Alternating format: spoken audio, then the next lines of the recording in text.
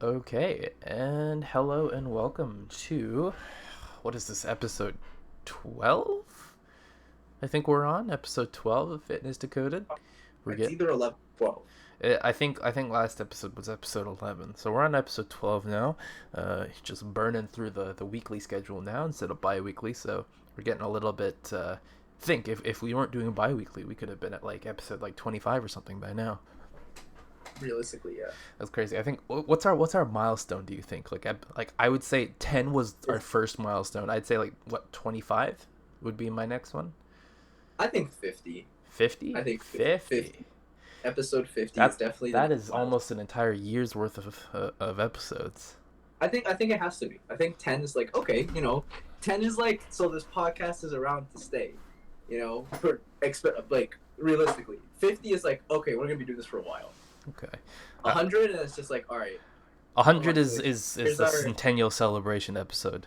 For I exactly. think anything, 100 is just that number that everyone shoots for, no, regardless of what you're doing. But I think, nah, for me, I'm gonna say 30 as my next milestone, episode Okay. 30.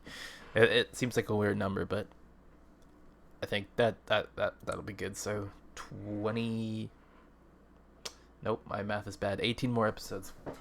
18 more episodes to go. Yeah. It's 18 more weeks, which is 4.5 more months. We'll get there by the end of this year. Fitness Easily. Decoded 2021. Let's go. I mean, how many episodes? How many weeks are there in a year? Like 42? 52.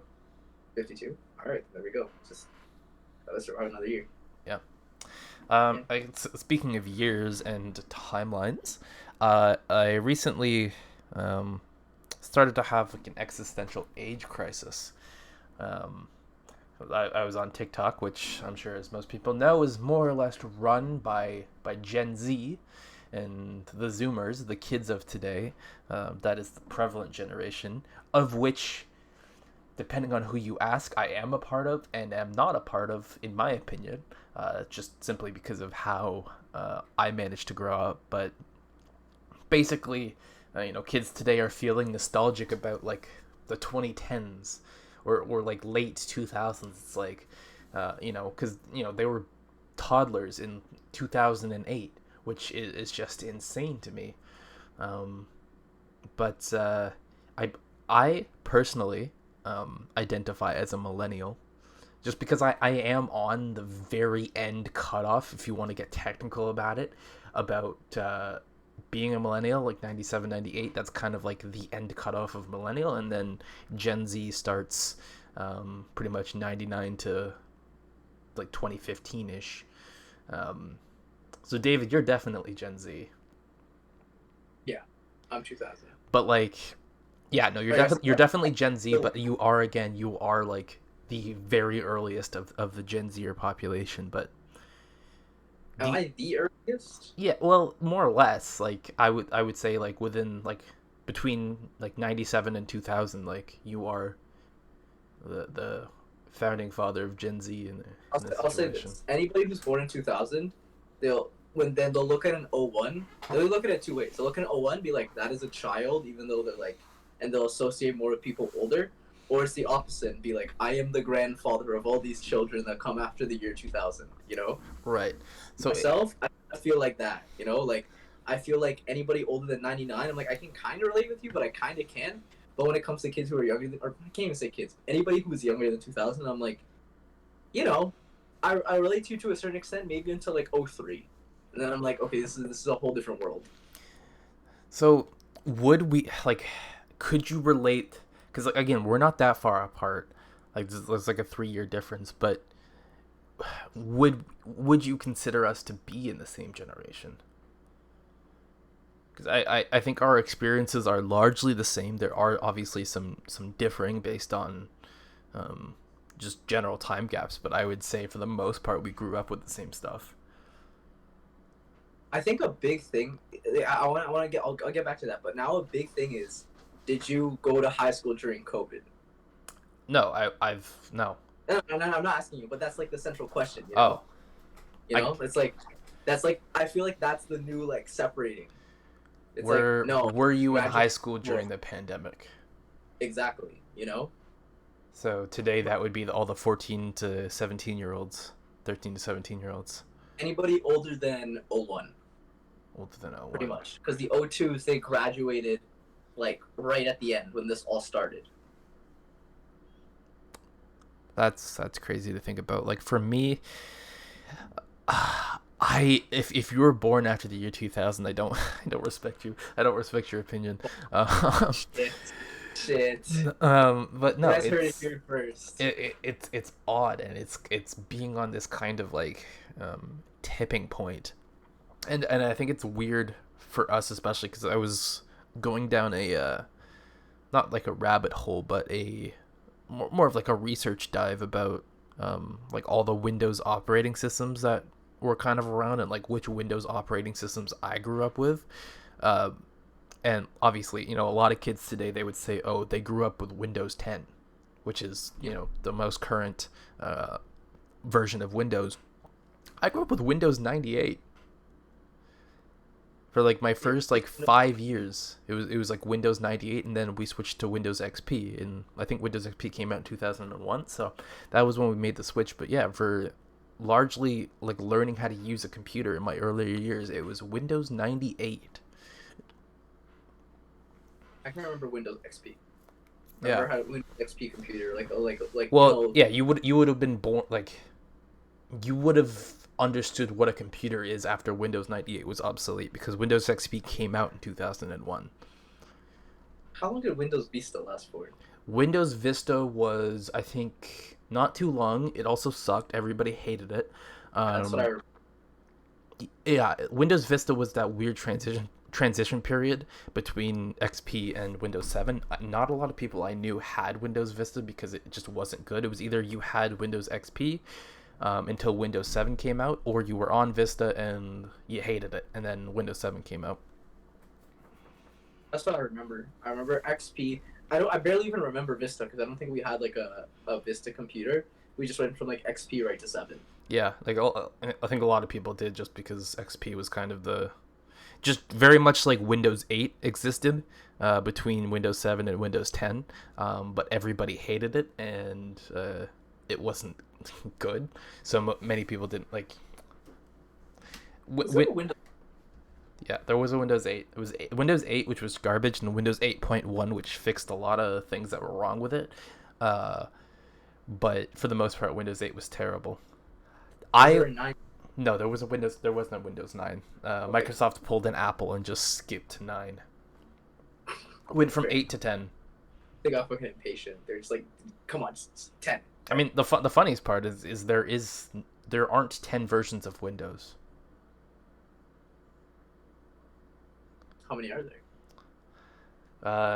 If I can, well,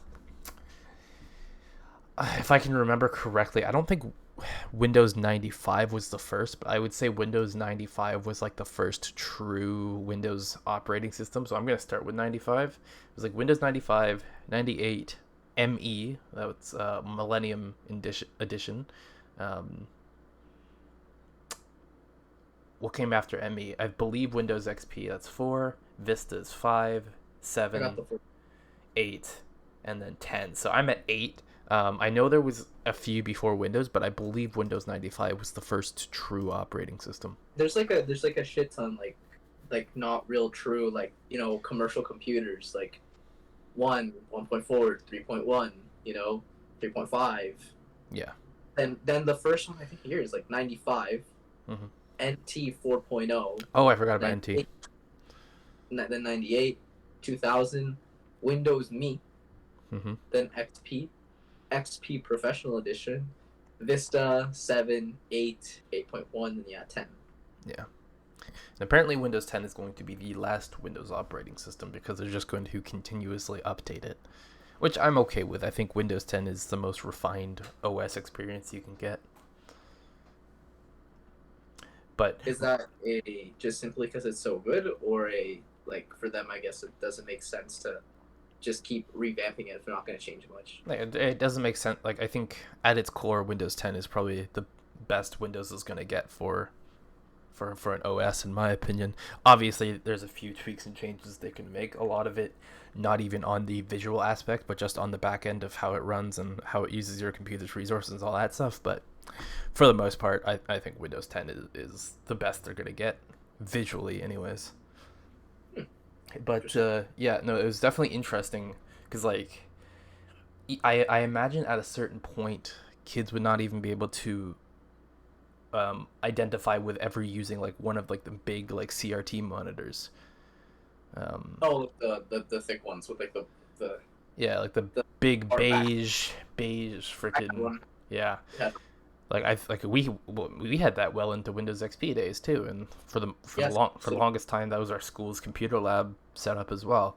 Um, so it's definitely interesting comparing because I think why I have a hard time kind of identifying with the generation that on paper I'm technically in is because we kind of grew up at the turn of an era essentially because we got to experience the tail end of like the less technological era like for like the maybe first half of my childhood there was no social media, no Facebook, Twitter was not a thing, no Snapchat, none of that stuff. Social media other than MySpace was really the only social media that kind of existed, and MSN. I remember MSN. Kids today will never know the joys of MSN chat. Oh my goodness, getting on MSN after school and talking to your friends. Those were the days. But I never used it, but I do remember like people will mention it here and there. oh no, yeah. MS see that is our generational differences. Like I used MSN well into like being like 12, 13 years old. I mean, when you think about it though, the year you graduated high school, I started high school. Pretty much, yeah. So it's not that crazy far. Like my high school experience was your post secondary experience. Basically. Which yeah. Like as you get into like the later stages, obviously it's not as much of a difference as comparing like childhoods because like comparing like late teens to adulthood, um, it's like even people in relationships it's like I'm sure like many of our parents is probably some kind of like age gap where like one is like 4 or 5 years older than the other, which later stages of life that's not weird, but like earlier stages of life comparing a 5-year-old to a 10-year-old, they're not even close to being the same. Remember, I had a conversation with Sean actually, and he said his opinion was the minute you hit like 20 or 21, or the minute you hit 20, everything it just kind of becomes a blur. It doesn't matter. It just melds into the same human Yeah, experience. um, pretty much. Apart from like when you start to get so old that your body starts giving up on you, but for many of us that can happen well into our late 20s and probably even 30s. um, Yeah, but I mean, hey, that's why fitness is so important, to make sure that when you're in your 30s you don't feel like you're in your 60s. I feel like I'm in my 60s. But yeah, I don't know, just getting over the age gap, and that Gen Z, if that's what you want to call them, is kind of like they run the internet now. Uh, at least they run I'd say even Twitter too. Although I don't use Twitter like ever, so I can't really comment on that. But from what I can tell, Facebook remains millennial and boomer territory, Yes. for sure. So, Um, Instagram is kind of on that line where it's like there's two sides of it. You've got the millennial Instagram and the Zoomer Instagram. you have like people between like 23 and 30, and then people under 23 to like 16. Yeah, I don't see a It's lot not, of maybe it's just because the people I follow are all grown as adults at this point, but I don't see a lot of youth activity on as much youth activity on Instagram as I do on TikTok. But definitely no, no. Like people my age for sure, mm, at least. Maybe like people over 18 ish, kind of. I'd say yeah, over 18. I see a lot of people my age though, yeah, like under 20, between 20 and 25. I'm interested to see because I know with my generation was when the childhood obesity, actually even like the tail end of millennial um, existence too, child obesity started to become an actual epidemic. I wonder if I imagine obviously obesity is still huge, but I wonder if childhood obesity is still a massive threat among Gen Z with all of the knowledge and programs put in. Like, I remember when the government said our school couldn't sell junk food in the vending machines anymore as part of a healthier initiative. Everything had to be healthy. And I remember that too. I remember that as well. my school used to have donut day. Like, schools had pizza. Oh, sorry. What? Sorry. We had pizza day, we had sub day, and we had donut day. I remember when they got rid of donut day, and I was Devastated. I was devastated. I was shook to my core that they would get rid of donut day. How could they? But yeah, I'd be interested now with the structure that we have in place and everything, if childhood obesity is still on the rise, or if it's kind of plateaued, or if it's declining. It definitely still is. Even again, always remember, just because knowledge is available, it doesn't mean people are gonna act on it. That's true. And like, it's crazy because I think a lot of, I mean, I don't know, maybe this is just an old man take, but a lot of kids these days are glued to devices, glued to whatever, and not going outside as much. But I don't really know what the situation is because I don't have kids and I don't know any kids. So, and I don't really know any parents of. I mean, right now everybody's at home. I mean, obviously now is a little bit of a different situation. Now everyone's getting overweight because not a lot. I mean, there's stuff you can do, but the usual methods of staying active are not as accessible as they once were. Yeah, even for myself, man. Like, fuck, if I mean, okay, for myself, it's a question of me having to load manage like certain activity, this and there, but I try and get as much sunlight as I can in a day. Yeah. When possible. I actually suddenly realized the longer I've been hurt, the more I'm just like, damn, I really want to be active. I really want to do this and this. And I'm like, fuck, I can't. It's like now finally where I have the urge to do things, I'm like, well, I gotta load manage because I'm kind of hurt, Yeah. I remember like just before the pandemic started, like December 2019, January 2020, I was really excited and I was going to get into like an adult sports league. I was so excited for that, and then pandemic happened, and now it's like, oh, can't do that anymore. That's probably the one thing that once this is all over, I do want to revisit, because I would like to just play like some sport recreationally with just a bunch of adults. It's not competitive, even though I'm sure I would probably end up making it pretty competitive. But sport though. I was gonna get into indoor soccer, either indoor soccer or volleyball. It's fun. Indoor soccer is fun. The thing is, it's like because I did it with I did it with the Sport Check guys. When I say that though, that is when all my injury problems first started happening. Yeah. But well, that was the plan. I was gonna play with Sean and Tristan, because they'd invited me out to come play with them, and I was like, oh, cool, sounds great. It was fun. I liked it. It was really fun for the one summer that we did it. Yeah. I think it was summer 2018. Hopefully we can try and get back to that once we can start socializing, hanging out with all of our friends again, and start playing sports together. I got to find some more tennis adversaries, because for the last 3 years I've had one tennis adversary, and I finally beat him for the first time like 2 weeks ago in 3 years. And it was like, it was on a technicality, because it was like he won the first set.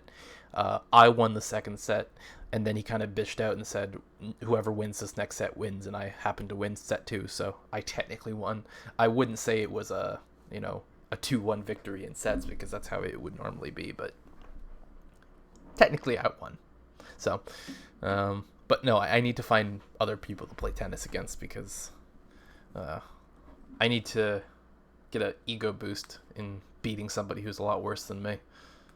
There's something we can touch on is generational stuff and what sports they play. I don't know anybody my age who plays tennis.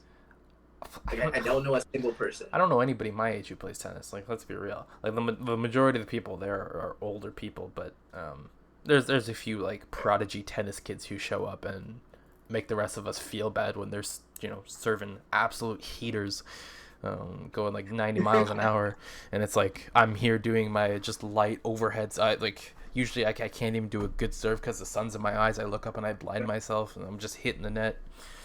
Just out here trying to destroy a rotator cuff. Pretty much, and these guys are just they're beaming it across the court. But yeah, for the most part. But I don't know. I don't think generational sports has changed too much. I think most kids probably still play soccer. Yeah. Having worked with volleyball players, I know volleyball's good. I don't think much has changed. I think, yeah, I guess maybe sports like tennis.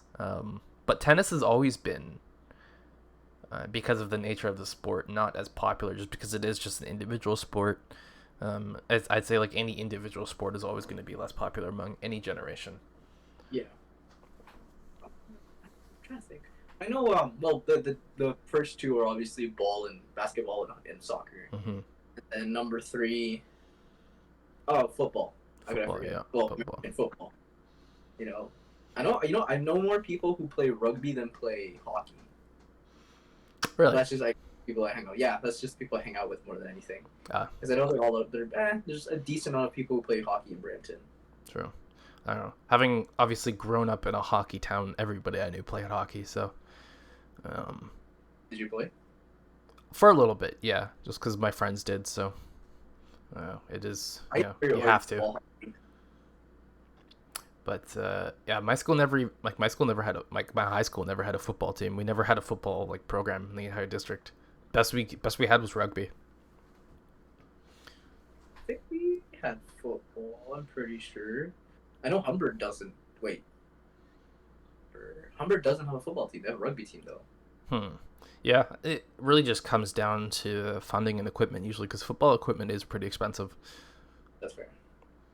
And obviously, like having the we obviously didn't have a football stadium or like a football field, so running football is going to be a lot harder that way too. But and I guess no shade to the rugby kids, but like rugby, there was a type of person who played rugby. At least in my experience, it's always the people who maybe weren't the most athletic, but they were big and physical.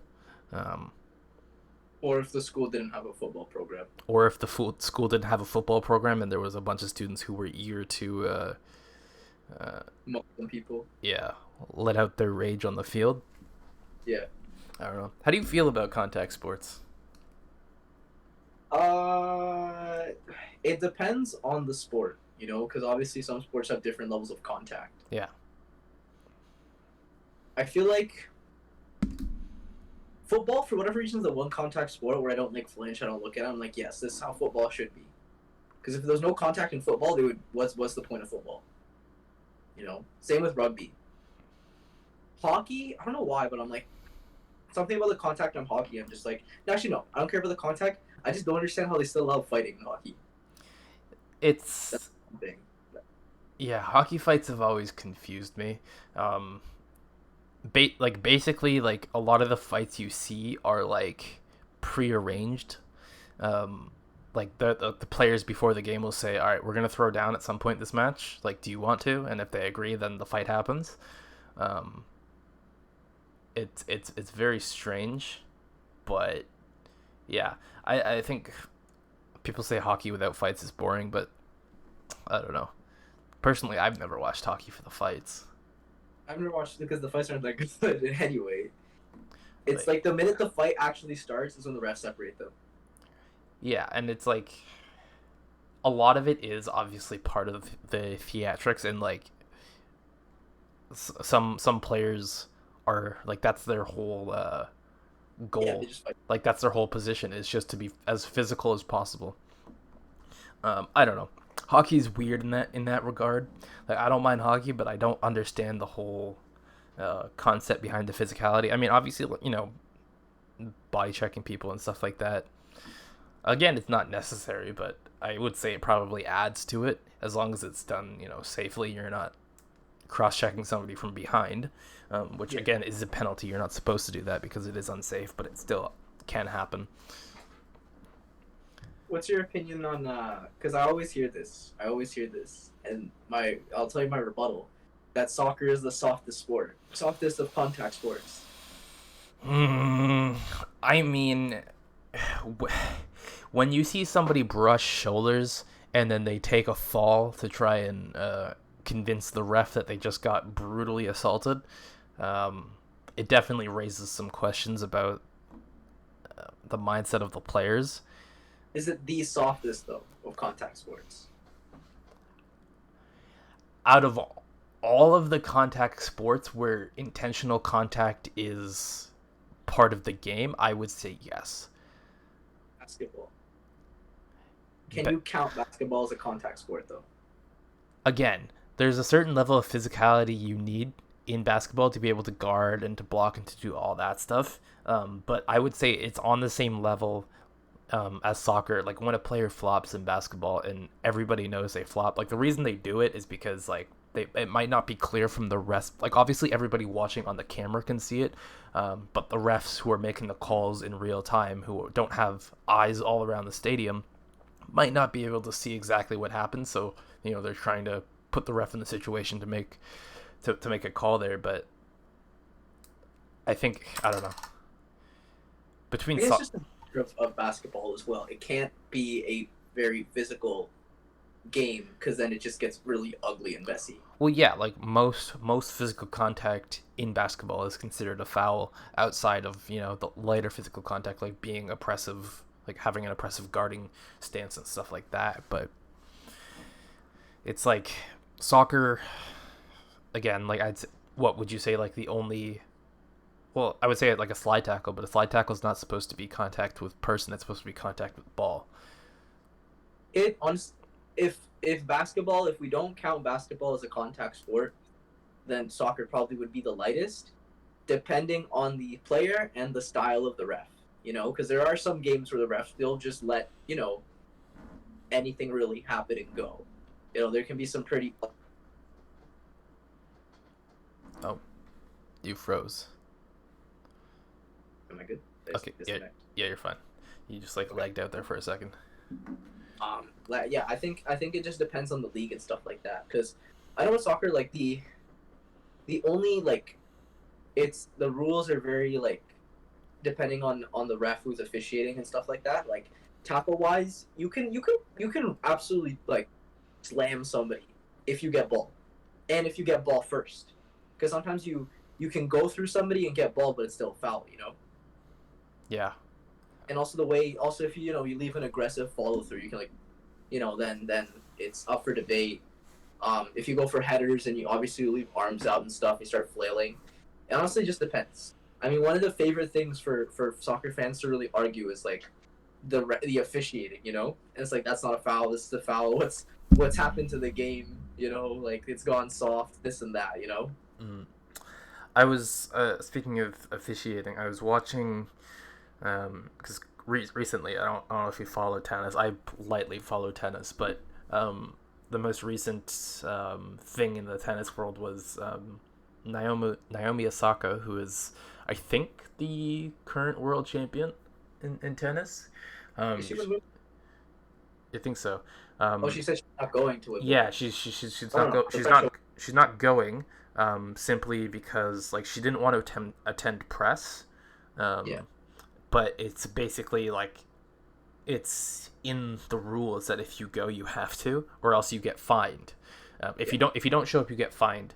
But that's like going and not showing up is one thing, but then like saying you won't do press beforehand is like they can punish you further because like you're basically saying make an exemption for me, but then what if somebody else doesn't want to go to the press and do all that stuff and that stuff? So it sets a precedent, and it is against the rules. So, people saying that like the tennis officials are being too hard, too strict. Like it's written to the rules. Those are the consequences, and it's whatever. But it just reminded me to look back at when she became the world champion and she beat Serena Williams because Serena basically threw a hissy fit, a temper tantrum at the ref because the ref was being, people say the ref was being too harsh. And then I think, well, I think the ref docked a game, um, which at that point, if Serena was the better player, it wouldn't have mattered, but she was already getting beaten. So I think either way she would have lost, but I don't know. Refereeing is weird because it's like a lot of the decision making can often be subjective. Yeah, angles, everything. Yeah, I think it gets the only thing with refereeing is now that almost all sports have video assistant refereeing. yeah, They have replay, and if you still get the call wrong, then it's just like, okay, come on now. yeah. And especially sports where the ref has a team in his ear. Mm-hmm. I know in soccer they implemented VAR in the last like 2-3 years in almost all divisions, and people still are kind of pissed about certain things because they're like, even still with the assistant, the ref still makes some questionable stuff. I don't know. Have you ever refed anything? I ref no, I've coached. I coached little kids soccer for my high school hours. Mm. I've refed a couple of soccer games, um, which were interesting. Honestly, I was pretty lenient on most of the calls because I really didn't care. Um, like unless there was something that was, so blatantly a foul that I had to call it. It was literally just like, yeah, I'll let most things slide, but 'cause I'm not trying to get into any arguments, man. Like I'm just doing this because they needed a ref, and I was like, ah, screw it, I'll do it. Like I'm not here to catch hands with anybody. Wait, what age group? I was like high school soccer. Oh, okay. Oh, okay. You took actually as aggressive as I can be because they're still parents. Yeah. If it's grown men yelling at you, it's like, okay, whatever, I don't care. Usually, like, parents for whatever reason they're like more likely to fight you. Sports parents suck. That's all I gotta say. Yeah. Well, okay. So to a certain degree, because obviously, having training, doing training with like, a lot of children, obviously, I need to deal with the parents as well. It's a package deal. You train the kids, you gotta work with the parents, at least talk to the parents. You can't just ignore them. They exist. Sometimes they can be very annoying. Like, why are you doing that with my kid? Why are you doing that with my kid? And it's just like, shut up. I know more than you.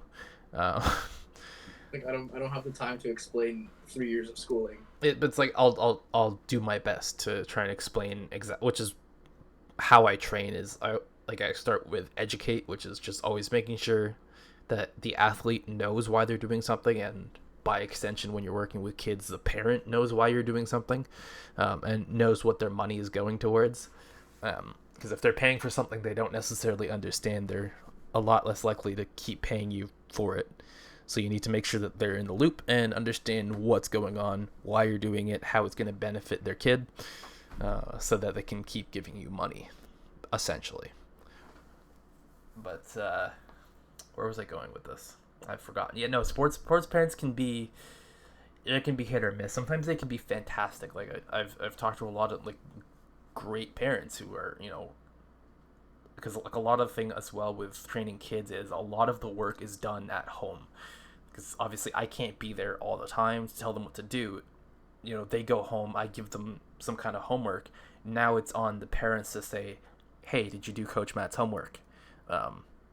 And for the parents to keep them accountable. So good parents who understand what's going to be best for their kid are not the same parents who are going to be on the sidelines screaming at the referee because the ref made a call that impacted their kid somehow.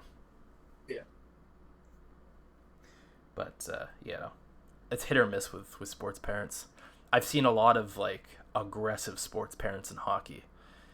That's one sport where the parents they're nuts. Yeah. Especially when their 13-year-old is in a fight and they're egging on their 13-year-old to screw the other guy up. Like, huh? Come on. Like they're screaming honestly, from the stands. Again, it comes with the sport. Yeah. With that one specifically. Any other sport? Okay, well, it depends. Sometimes you'll have the parent who still egg on the kid to fight regardless of the sport. Can you imagine 1v1 in a tennis match? I'm sure it's happened. They start going at it. No, I feel like what's more likely to happen is somebody starts to fight the ref. Yeah, I mean, like you see a lot of that where Well, like a good example of challenging a referee decision is when Roger Federer does it. Um, like I recently watched a clip of like Federer basically explaining in the most polite and gentleman way possible why the ref was out of his mind, and like why that call, like he literally gave like the science behind why that call couldn't have even been possible.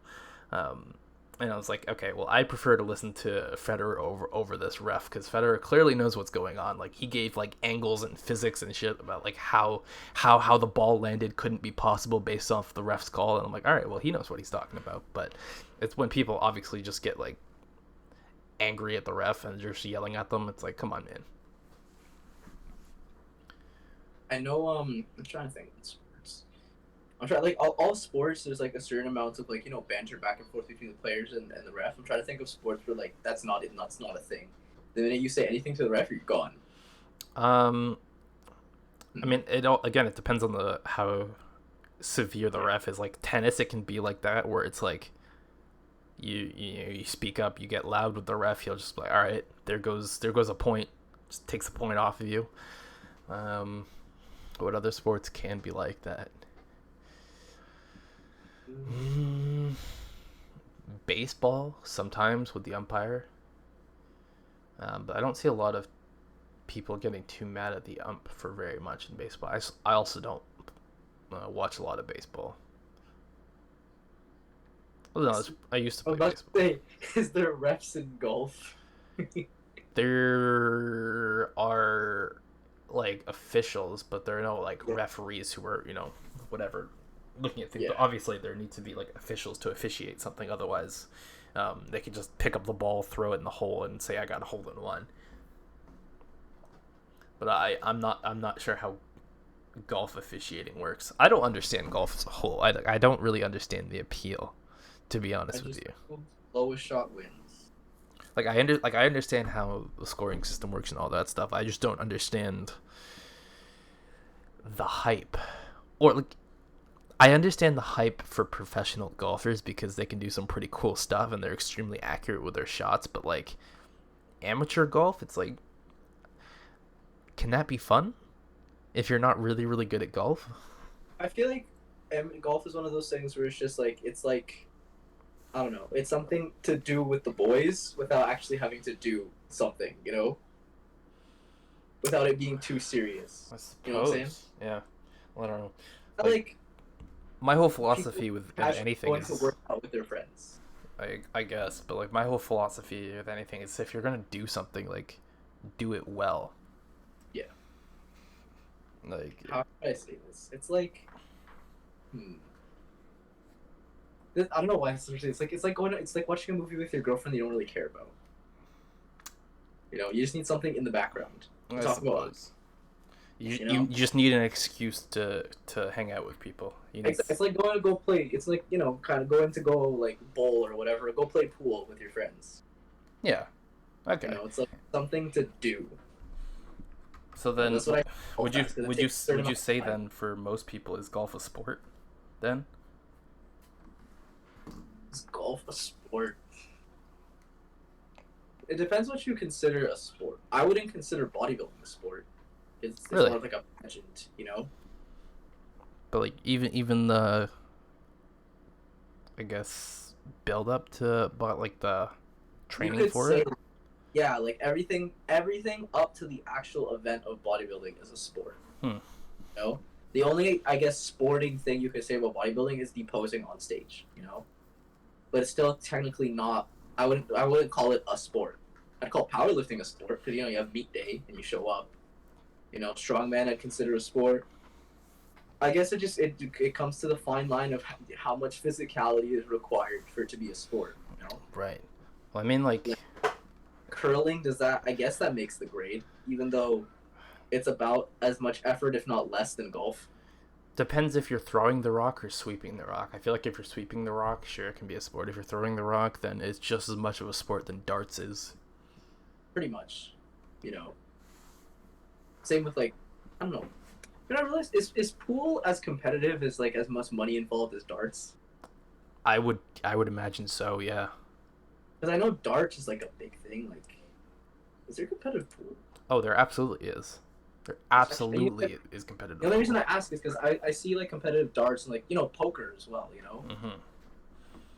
You can was does poker count as a sport? Oh, absolutely not. I don't think anybody does consider like that's poker is it's a game. It's a game. Yeah, But competitive. yeah, if it can be played, there's a competitive scene for it, guaranteed. That's fair. But it's like, I wonder like how does competitive bowling work? Because you would think everybody at the top level of bowling would just hit a strike every time. So like if they all hit strikes at the end of the game, they tie.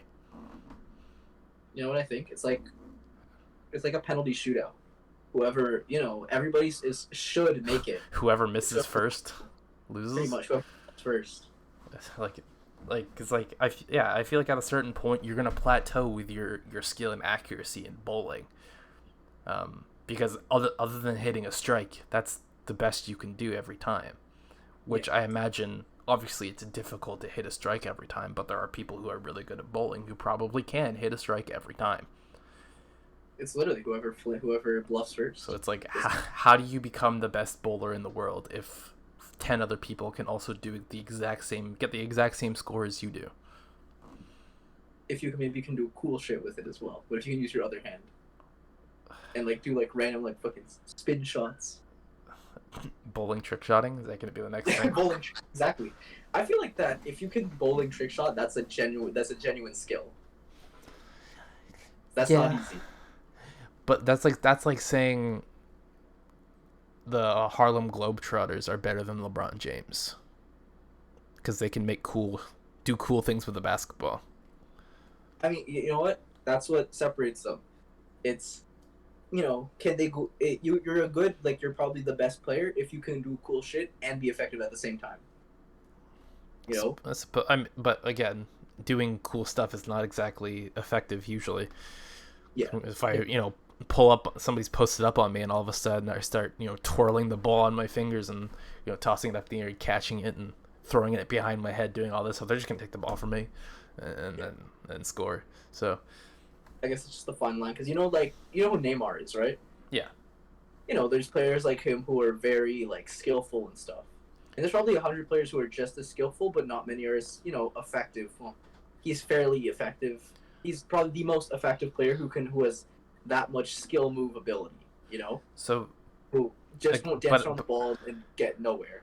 yeah. So like, is it more impressive to have a lot of skill and mechanical and technical skill, or to be extremely efficient and consistent? Like That's if extremely somebody efficient. if somebody dribbles around, you know, nine other players on the field and then misses compared to somebody who just receives a pass outside of the box and just dings it top left corner. So let's say Steph Curry, but with no handles. Yeah. It's absolutely just drain machine. Well, I mean, we know who's getting the professional contract. Yeah. I mean, aren't there? I swear, there's like football players. There's designated kickers. Yeah. Like if that's your role. That's what you do. If you're super effective at it, doesn't matter if you're shit at everything else. Well, I don't know. I don't know football that well. That's how I understand. I know some soccer teams like they have like a third or a backup keeper Hmm. for penalty shootouts. Because they're just very good at penalties. Right. In fact, the Europa League final happened. It was Manchester United versus Villarreal from Spain, and people were railing on the United manager because they left on their goalkeeper, who is their starting goalkeeper, who has let in the last 36 penalties, versus another keeper who'd saved 4 of the last 9. What's funny? They ended up actually losing the shootout 10-11, and it came down to the keepers having to take the penalties because the entire teams, everybody had scored theirs. Sheesh. So yeah, that was very tough for the United keeper. He ended up missing the penalty when the Villarreal keeper scored his. Hmm. So that was, I guess you could say there's designated players for certain positions, and if you can just be super effective at that, you're getting a contract. Yeah. Doesn't matter if you're like, I mean, you've probably known that one player at one sport who just technically garbage, but they're good at what they do. Pretty much. like defenders and big men, independent sports. They may not be the most technically gifted, but if they get the job done, if they can defend, it's like, well, If you can just stop the ball from entering your defensive end and do it well and over again consistently, I would say you're much better than the person who's able to, you know, fandangle their way around the field with lots of showboating and skill. and then end up 5 meters back where they started. Yeah, and then just lose it anyways. It looked cool, but it wasn't effective or efficient. Yeah, and that's why I mean, but there is room for those players because it's like a scale. You have to, it's like your skill bar.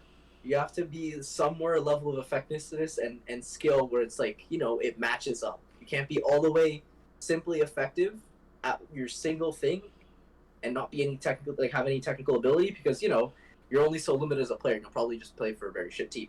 Right. Or you can't be so technically gifted but not get anything done because you might get picked up by a team, but they only have you there just because you do cool shit. Yeah. You'll never progress. I don't know. I think. Obviously, I've never. Well, most of the sports I played, there's really no room for technical. I mean, there's technique, obviously, but you just do it the one way there is to do it, and it's a fixed scale of how good you can be. You're either good at it or you're not good at it. You're either first place or you lose. Yeah. When I played soccer, I was good technically. Output sucked. My output was garbage. So I know a lot of guys who played over me, and who just who weren't as technically good as me by a long shot, but they played more than me because they did what they're supposed to do because my output sucked. Yeah. I think, well, when I played soccer, I wasn't good mechanically or just generally. Yeah. But I don't know, I also played goalie for most of my short soccer career, which I Because I could tell. I hate being goaltenders because it's like once it's like I'm not the type of person to be on a team and then blame my teammates for my failures, but I feel like once the opponent's strikers get it past my defenders, it's a 50-50 if I'm going to save that. Like if it's in the box and there's no one between me and this player who has the ball, it's I have to make a guess at that point. Yeah. Hey, if it's a 1v1, if you save it, it's not so much that wow, what a good keeper, what a great save. It's more like wow, that's a shit striker. That too, yeah. And like for the majority of the time that I was in net, almost every single goal scored on me was a 1v1. Or like at least what the defenders on my team would like to do is they all thought they were Neymar and they would try to do cool things with the ball and just get it stripped off of them every single time. Instead of just passing it up the wing to the midfielders and sending it down the field, they would literally just think they were Neymar and try and dribble it up to midfield and work with it there. It's like, no, it's not going to work. But yeah, that's why I don't play soccer. I assume you were out there screaming, fucking just boot it up, kick it out. Honestly, I largely gave up for the most part. there would be times where like I would just sit down, just in the net, because it would be like some time before the ball even like came into my half, and I knew as soon as it did, it was gonna be a 1v1. I was like, all right, well, I either save this or I don't. If it goes in, it's not my fault. If I save it, it has nothing to do with me. Like it was literally that's just how it plays out. Yeah. That's why I like individual sports, because if somebody screws up, the only person to blame is you. That's fair. And That's like fair. you can take, well, there is no, well, at least for track and field, there isn't a ref specifically. It's just the person with the starting pistol who's calling out false starts, and depending on the level of tech that are at your meets, like usually the finish line is like it's like laser track, so there's like a laser across the finish line, and like if there's like photo finish technology, which a lot of the meets did have and a lot of the higher level meets all do, there's like the photo finish technology with like a laser beam and obviously a camera, and then there's like software that'll tell you who actually came first if it's a very close finish. It's a lot less. It's a lot more scuffed. Like I've been to meets where it's like there's no. That's also how they do the timing as well, and for accurate timing. A lot of the more scuffed meets is literally the gun goes off. Somebody at the very end is assigned to a lane to time and track, and they have a stopwatch in their hand, and then they're like staring down the line to figure out when you actually finish. It's a lot less accurate and super scuffed, but if you have any problems in track and field, those are the two people to get angry at. You could argue the occasional person next to you who maybe they step out and fuck you up. I mean, Did that ever happen to you? no, because anybody who's relatively decent at track should never step out of their lane. I've only seen somebody step out of their lane one time, and let's just say it was a courtesy entry that probably should have been in like the that's gonna sound bad, but like the Special Olympics track and field events. Like they let him in. I don't know why, but they did, and he didn't even know that he had to stay in the lane. Like he wasn't aware of how it worked at all. But yeah, that was fun. But all right, one last topic here before we end off, and I guess the name of the show today, corporate fitness and why I hate it. So I before we get into my opinion, like what are your views on like your corporate fitness, your big box gyms, how they operate, how they practice, how they function? It depends. It very much depends, and it's going to depend on the overall culture, I guess, of the company, the management, and I guess the level, the individual. Like, are we talking about just like everybody in general, or simply like management, manager, trainers, people who work with people, or are we also talking like the salespeople as well and other people like that? Like the whole structure, like the moment you walk into the gym, the atmosphere, the how it all works, how it all lines up. The minute I ever walk into a corporate fitness gym and somebody starts talking to me, everything every bit of information that comes out of their mouth is with a grain of salt. Mm. But one grain of salt is very light. With me thinking 50% of what they're telling me is absolute bullshit to sell something, and probably a waste of my time. Yeah. That's what I'll say. Any sales pitch that I hear, I'm just like, okay, whatever. But that's also me with the experience that I know in regards to, what I do and stuff like that, Mm-hmm. So, like, the average trainer who walks up to me, I'm not going to, if they tell me, oh, you need to do this, this, and this, I'm going to be like, okay, roll my eyes and kind of keep moving. Like, I think you know. I've had the experience of being a sales associate, a trainer, and doing both of those as an independent variable, as just myself with no big company behind me. So I've kind of got a point of view from all three POVs. I don't like corporate fitness at all. So your big box gyms, your Good Life, your LA Fitness, well, Planet Fitness is literally a whole other planet. I don't even consider I don't even consider Planet Fitness to be a gym. It's an adult playground, with some of the shit that I've seen going on at Planet Fitnesses, but like the big ones. But what I don't, well, okay, so my main, I guess we'll talk about the trainers. So a point that I've brought up before, that's always bothered me since I found out that this is how it works, is anyone can be a personal trainer. Anyone.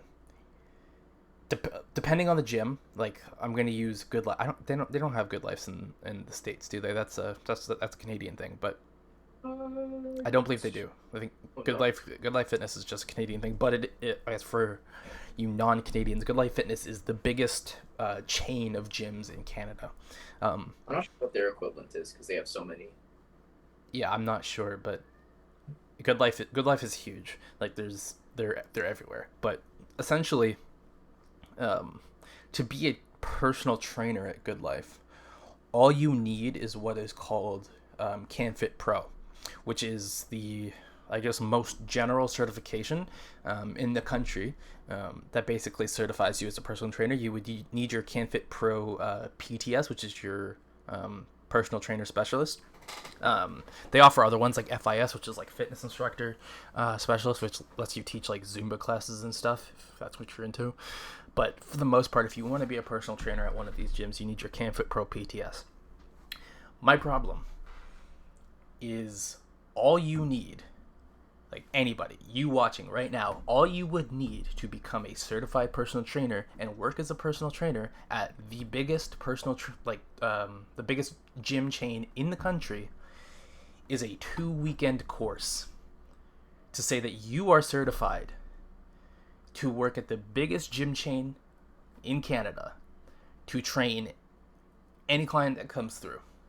A 2-weekend course. That's 2 weeks of your life. You don't need any fitness education background. You don't need a degree. You don't need a diploma. You don't need any of that stuff. All you need is a 2-week course to say, hey, I'm certified to train you and to get you fit.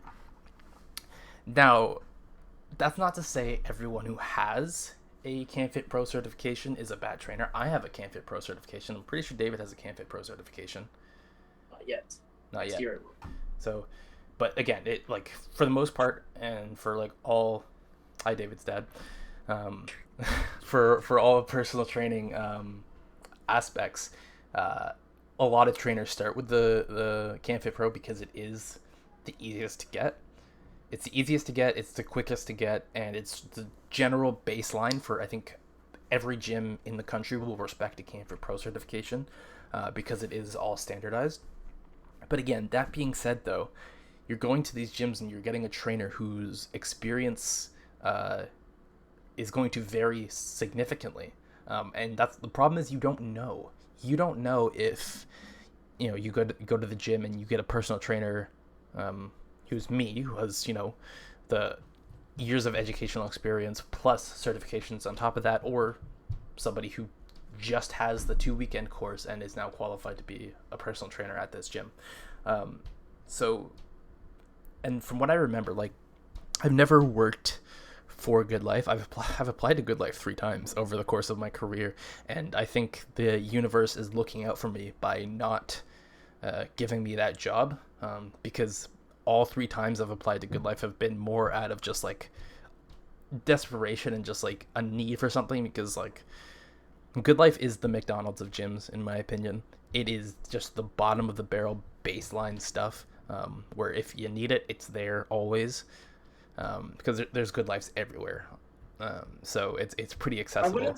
I would say it's like the bottom of the barrel in regards to maybe like quality, because like, you could be a personal trainer at like a Crunch or like at a Planet Fitness. Yeah, so obviously in terms of like quality, it's not comparable to McDonald's, but in terms of accessibility and ease of use, and it's everywhere, that it's definitely comparable to McDonald's in that essence.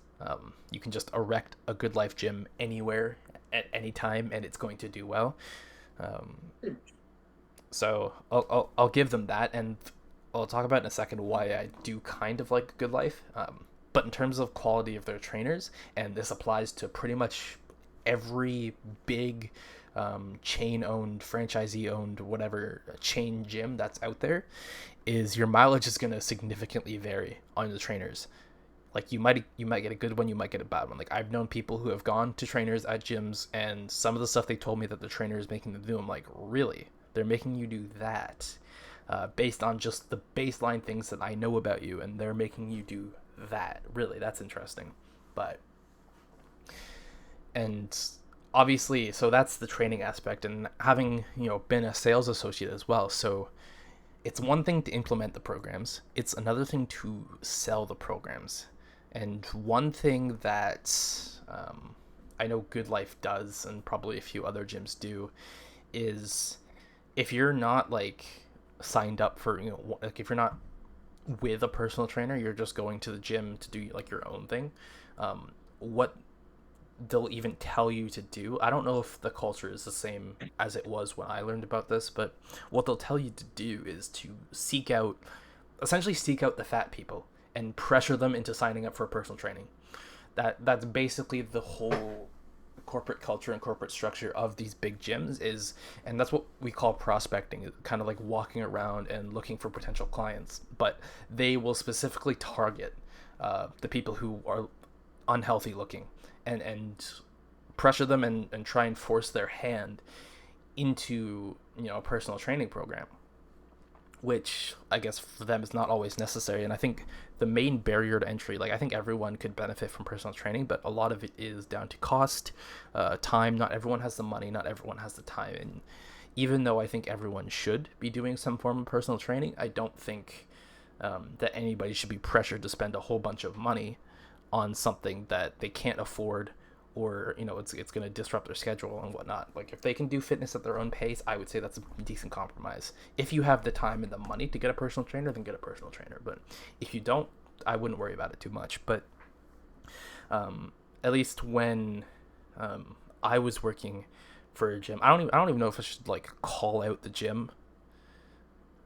No, I'll call out the gym because I do not like how they do it. So it's Orange Theory Fitness. I used to work for Orange Theory Fitness, and at a certain point, I started to feel very scummy about selling memberships to Orange Theory Fitness, and here's why. So I guess I'll David, how much do you know about Orange Theory Fitness? All I know about them is I've seen one in Brampton like once or twice. That's literally it. Okay, so And what you told me. yeah, so the hell was that? Some kid. Oh, yeah. So essentially, what Orange Theory is it's a, if you can you even call it a gym? It is a fitness studio chain. So it's all over the place. It's a fitness studio chain that basically only does HIIT training, which, if you're unfamiliar with HIIT training, we talked about it in the last episode. That's high intensity interval training.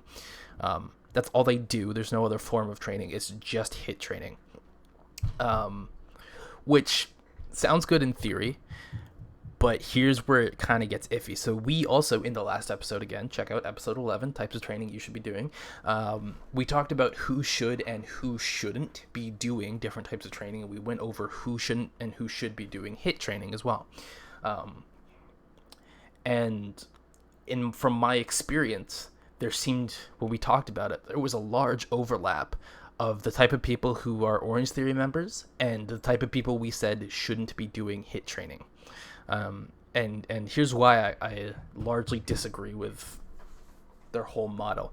So, David, how much on average would you say a typical gym membership is? Let's say like an all-access deluxe membership gets you access to basically everything in the gym. How much would you say that would go for? Are we talking like single location or all locations? Let's go all locations. Probably like 50 a month. Okay, $50 a month. I had a Good Life membership for a little bit of time, and the cheapest one that I got was like $40 bi-weekly. Sorry, not bi-weekly. $40 a month. Okay, $40 a month. Okay, so. Also, do you keep seeing like my side delt just start tweaking out like the fibers? I don't think I saw that. Well, I'll just show you in the recording later. It'll pop up. Just fascinating. But okay, so you're saying like $50 for an all-access gym membership across all locations, let's say countrywide. We're probably looking maybe more like 60. Okay. $60 a month. Okay, $60 a month. Sure. So keep in mind that Orange Theory is not like a gym that you can just go into and work out on your own pace. Like you have to register for a class. And then take the class in a certain time slot, which a lot of other gyms do offer. You can take fitness classes at gyms that usually are included in your $60, $70 membership. How much do you think an all-access premium membership at Orange Theory Fitness is? A month. $120.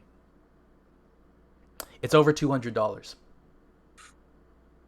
And that is for the privilege of being able to go to a studio that has no change rooms, Oh, nice. No change rooms. You just go. You need to be already pre-dressed. Basically, it's just a front desk in a studio that has, on average, like 24 open slots per class, to go and take a high intensity interval training class, regardless of if you should or shouldn't be doing hit training, because that's all they offer is just hit training. It's no other type of training. It's just hit training. And there were regulars who were there like 5-6 days a week, and I know, and I'm sure as you know, you really shouldn't be doing hit training 6 days a week. Your connection issues will not fix that. Especially if you are not already like a super, high end toned athlete. Yeah. So yeah, you're paying for the all access membership. You're paying over $200 to be able to just take a class whenever you want. That's all you're getting out of the $200. Oh, sorry. There's an additional cost. So Orange Theory's whole method of how they work, and I think it's kind of cool, and it can be done really well. How they do it, not so well, is basically they advertise heart rate based training. Now, what that means is you wear like a heart rate monitor in the class, and like there's a like TV screen up in the studio, and it shows like like you can see your heart rate, and it'll show like everybody's heart rate, and then based on your heart rate, there's like different zones. There's like green, like orange, red, or whatever, and like they say to get like the best workout, you want to be in like the orange to red zone, whatever, because obviously it's heart rate based training. The science checks out. We've talked about it before, where if you're in a certain heart rate zone, you are getting the most effective burn and whatnot. So I don't really fault that aspect of it. Here's what I fault, right? So on top of the $200 a month you're paying to go take this hit class, you need to buy Orange Theory's exclusive proprietary heart rate monitor to be able to track your heart rate in class. How much do you think that is? Keep in mind it is upfront cost. You buy it once and it's yours, I think. I believe. 165? No, it's like another $200. My Fitbit was 150. Yeah. And it's not even close to the level of functionality that a Fitbit gets. You know what it is? It's like a chest strap. No, there's two types. There's the chest strap, which I think is actually a little bit cheaper, and then there's the one you wear on your wrist, and that's like the two. It's like a child's Fitbit. Yeah, that's like the $200 one. But again, all it does is track your heart rate inside the class. It doesn't offer any of the other functionality that a Fitbit gives you. All it does is just syncs up with Orange Theory systems in the studios to track your heart rate, so you can see it on a screen. You can just bring your own Fitbit and look at your wrist for $100 cheaper. But so here's the thing. Obviously, having worked front desk there, I'm signing a lot of people up for memberships, and so one thing that really seems shady is you're not allowed to tell people the price of the programs over the phone. So basically, like, you're given like you go through a list. You have to contact like minimum of 40 people a day per shift, and you're basically, they say it's not cold calling, but it's basically cold calling, because here's how we get their information. To be able to look up information about Orange Theory, you have to go to the Orange Theory website. To be able to progress further on the Orange Theory website, you have to give your contact information. And it's not just Orange Theory who does this. Most gyms, like Good Life, does this as well, where it's like, okay, well, you want to learn about our gym? Well, we need your email address and or phone number as well.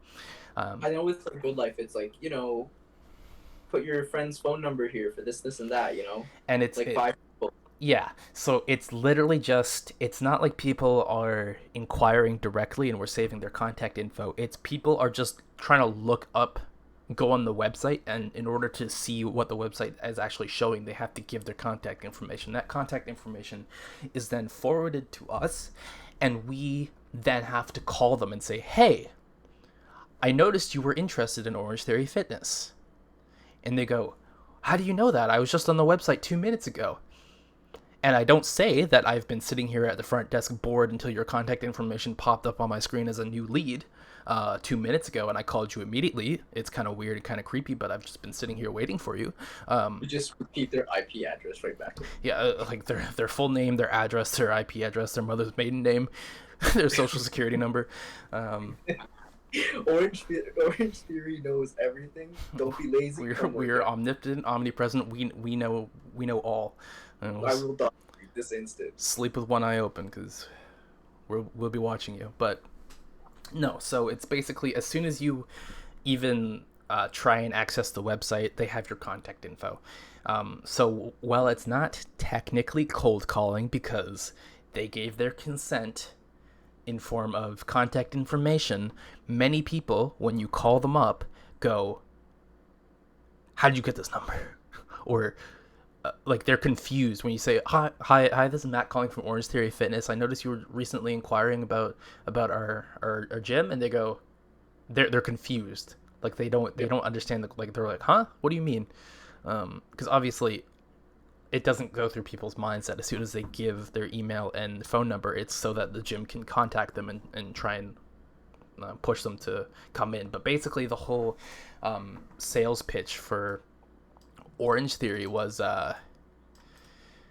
get them to come in for a free class, and then after their class is done, try and sell them on the program. That was the whole pipeline flow, essentially, which isn't too bad. But again, the problem is for the all access. So there's different tiers. Obviously, there's 3 tiers. There's your $200 unlimited class. You can get, I believe it's 8 classes a month, so that's twice a week for like $150 or maybe like $130. Or you can get 4 classes a week. So that's not 4 classes a week, 4 classes a month. That's once a week for, I believe it was like $80 or $90. So again, still more than your all access gym membership for once a week HIIT class, essentially. So already these pricing points, in my opinion, are a little bit skewed based on what I know they offer. And they liken it to saying, oh, well, it's like getting a personal trainer, but it's cheaper than a personal trainer. It's honestly not. Here's why it's not a personal trainer, or even close to being a personal trainer. Yes, there is a coach coaching the classes, sure. But the amount of people that I saw doing movements in the worst way possible and not getting corrected, which again, no shade on the coaches, because like I've coached an Orange Theory class, and I know how it's structured. Basically, it's all scripted. Like there's timestamps for everything. At like 2 minutes and 37 seconds in, you move everybody off of the rowers onto the treadmills. Like it's basic, like obviously, like the coaches do not come up with the workouts. It's Orange Theory like head office that comes with a workout, and every day is a different workout, but every day is the same workout for every Orange Theory. So like let's say like tomorrow's workout would be true for the Orange Theory in Toronto, the Orange Theory in Burlington, the Orange Theory in Oakville. It's all going to be the same, which is kind of cool. But again, there's no like freedom based off the trainers to kind of train whatever they want. It's Orange Theory corporate that says here's what you have to teach, and it's very scripted. It's very guided, which means you need to follow the guideline. Which means you cannot take time out of the workout to go and help somebody work on their squat form because they're squatting terribly, right? You just have to push through it, move past it, and keep everything running on schedule. So I'm seeing a lot of people doing harmful like movement patterns that in the long run are going to hurt them, not fix them, and they're not being corrected because the coach does not have time to address 24 different people, as well as run a class on a tight schedule. So at that point, it's not like personal training at all. It's you go to a class and somebody's telling you what to do for an hour, and that's the extent of it. Like it's equivalent to working along at home to a YouTube video. Like again, that's what it's literally you're just watching like a pre-recorded video. Yeah, with just a live person reciting the script, essentially. So no, Orange Theory, it is not like personal training. I know that's the terminology you want to use to try and entice people to spend $200 a month on HIIT classes, but no, it is not like personal training. Um, but yeah, like I'm seeing, and it's largely marketed as a weight loss thing, which, yes, you can do HIIT training to lose weight. And I would say it's actually a pretty aggressive weight loss strategy. But the problem is the people who desperately need that kind of aggressive weight loss should not be doing HIIT as a whole. Yeah, they should be doing heart rate based cardio, um, but they shouldn't be doing squats and like dumbbell thrusters and stuff like that. Like they should be, like we said in episode 11, types of training, like they should be doing that low to medium intensity cardio. That is going to be, your most effective way of losing weight. I think also most importantly, when you are overweight, the amount of total load on your joints is already increased. Exactly. So Any additional loading is just it's just not necessary. like you shouldn't be doing that stuff um, until you get to a point where your body can adapt to it. But even if you are like super fit, you really shouldn't be doing HIIT training 7 days a week. If your gym schedule is to go to the gym 7 days a week, you shouldn't be doing HIIT training for all 7 days of those weeks. You shouldn't be doing any training 7 days a week. That, I mean, yeah. Yeah. But like, yeah, even if you're on like a 4 to 5 day a week schedule, again, HIIT training every day. That ain't it, Chief. That ain't it. It's max maybe. If you're a CrossFit athlete and that is your sport and you compete and stuff, maybe 4 at the most, and that's pushing it, like 2 to 3, realistically. But what I got especially tired of was trying to convince people that they needed it. People who were clearly reluctant because of the cost that we're not allowed to tell them over the phone because it might scare them away and they're not going to come in. We can't trap them after they've taken their class and they're vulnerable. We can't back them into a corner and say, oh, you like that, right? You like that? Okay, well, it's $200 if you want to do it again. And they go, oh, well, I liked it, but I'm not sure if I can afford that. And you hit all the checkpoint and you're basically going off a checklist of, how can I push this person to spending $400 up front for a membership that they have to have for at least 2 months before they can cancel. That was another thing, is the cancellation policy for Orange Theory it's out there.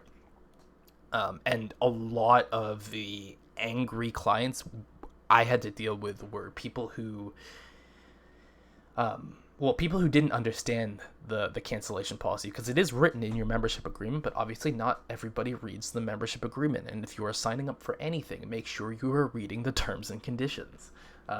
Because at the very least, ask. Yeah, and here's the thing, like when I was signing people up, I would literally highlight it in the terms and conditions. I would go through the whole thing with them. I would read it to them. I would highlight it so that I made sure they understand. And still, people were like, they'd come back like a month later trying to cancel and be like, listen, I went over this with you multiple times. I highlighted it. You looked at it. You signed it. You acknowledged it. And you're telling me you still didn't understand that was the case. But yeah, basically their cancellation policy, not the cancellation, yeah, membership cancellation policy is basically you have to have it for a minimum of 2 months before you can cancel. So you pay for the first and second month up front, so they have 2 months out of you immediately, and then after those 2 months are done, then you're allowed to cancel. Which again, it's a lot to ask of somebody, right? Because you're paying for 2 months of this premium membership. That's like $400, and if you want to get the best heart rate monitor we have, that's like another $150-$200. So that's a lot of money to be spending up front for 2 months of something that you might not even like. But now we have your money, and there's no way around it. So I understand why people were mad about it, but again, read the terms and conditions. It's in your membership agreement. It's shady, it's shifty, but it's on paper and it's written. So if you don't like it, then it's fully on you to not sign up for that. But again, the whole policy is to bring them in, get them to try the class, and then when they really, really like it, then you drop the price on them, and then they feel almost pressured to sign up for it because it was something they enjoyed doing. But yeah, it got to the point where I couldn't do that to people anymore. Like, it's ridiculous. Like, I'm the type of trainer who, even if I have to do it for free, as long as it benefits my athlete, I'll go out of my way to do it. If there's something that they need me to do, and they say, oh, like I don't really have the money for that right now or something like that, I'd be like, listen, I'll throw it in there. Like it's something that you need for your athletic development, so I'll just do it. I'll work it into the cost. You have to do things because you're just like, well, what we're doing wouldn't make sense if you didn't. Yeah, it's like, okay, so it's like we'll work something out.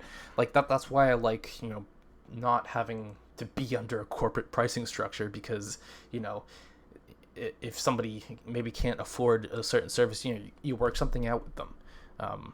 I've done like exchange of services as well. It's like I'll train you and you do like bartering essentially. Yeah. If you can't pay me, then I'll do something for you if you have a service that I could potentially use down the road. So there's a little bit more freedom, a little bit more just freedom in how I can train and how I can do things, and being under a corporate pricing structure where it's like There's no way to get around it. there's no way to get around it. It's written to the contract. It's corporate policy. If you don't like it, too bad. I can't help you. There's nothing I can do. And Yeah. I hated that because I was seeing people who were in need of help and there was nothing that I could do. And they're doing a program that I don't agree that they should be doing, but also I need to be making money because here's the thing about commission, at least. And the thing with Orange Theory is they're all like independently owned, so every location is going to vary. And without throwing too much shade on the location that I worked for, their commission policy was after you sign somebody up for a membership, that client has to be with Orange Theory for 2 months before you're allowed to make a commission off of that initial sale that you made 2 months ago. So if that client decides they want to cancel after that, like before that 2 months, you don't get the money, even though you still sold the membership and they kept the money. You don't get commission. Now, Was that like an overall Orange Theory policy? that's the thing. I'm not sure if that's a general Orange Theory policy or it was just the location that I was working for. But that was insane. And like every like gym that I've ever taught, like when I applied to Good Life shortly after that, and I told them about that, and they thought it was ridiculous because like the commission turnaround on a Good Life membership sale is like a week. Like you sell the membership a week later, it's on your paycheck.